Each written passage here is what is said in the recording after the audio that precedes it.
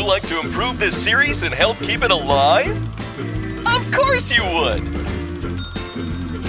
Zip on by our Patreon page and see how you can do just that and so much more. Act now and unlock exclusive content, including bonus lore audiobooks and other fabulous prizes. What are you waiting for? Be a hero! Visit us today.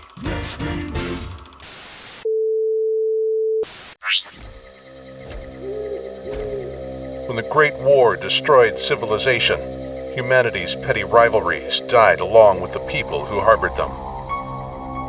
From the leaders of nations right down to neighbors squabbling over their gardens, the voices went silent when the bombs fell.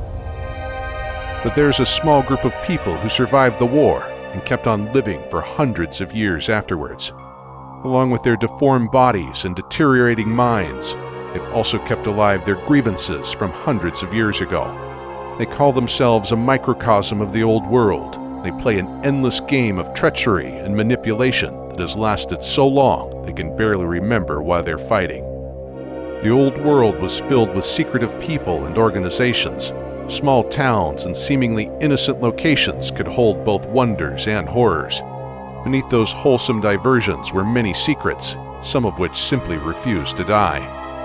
Point Lookout National Park was a ways south of Washington, D.C., far enough not to get scorched by the bombardment during the war, but it's still got a good dose of fallout pouring in through the waters of the Potomac. There are some records of what it was like in the final days, left behind by a medical team that passed through.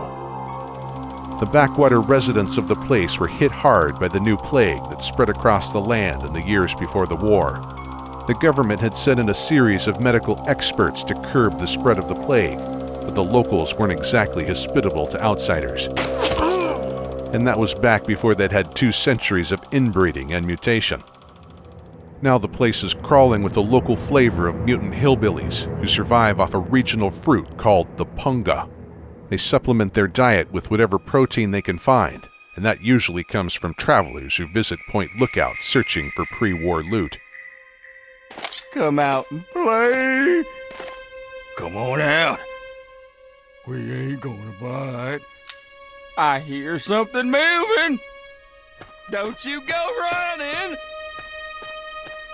Ah! I'm eating good tonight. You in the wrong place, girl. Oh my God! Someone help me!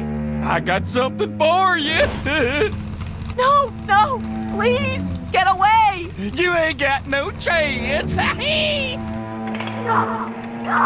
for me!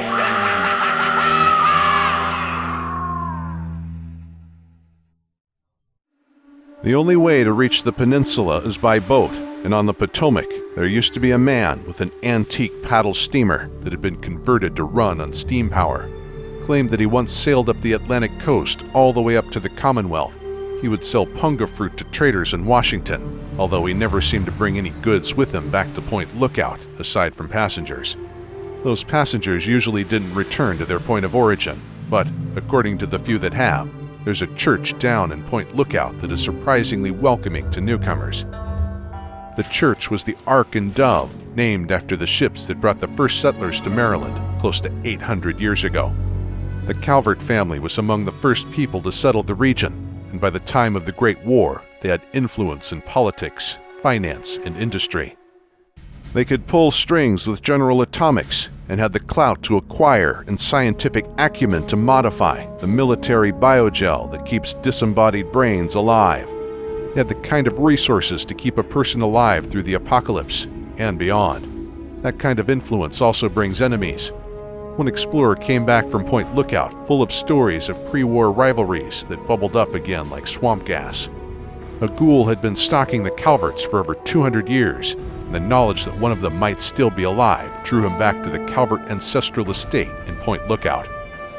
Desmond Lockhart has been an international operative since the resource wars of the 21st century. Now, that man's on the radar of every organization from the regulators to Talon Company to Littlehorn and Associates. Not many ghouls in the Wasteland have a British accent, so that bloke stands out wherever he goes. Doesn't make him any less conspicuous that he always travels with a pair of tough-as-nails attack dogs, and carries enough ordnance to blow up a Brotherhood bunker. I was never sure how his rivalry with Calvert turned out. Desmond isn't the sort to linger around swapping stories of his exploits, but one or both of them must be dead, for sure.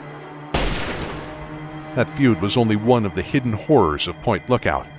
The locals called it haunted long before things like ghouls ever existed, and that swamp has deep roots that dig down to what a praying man would call hell.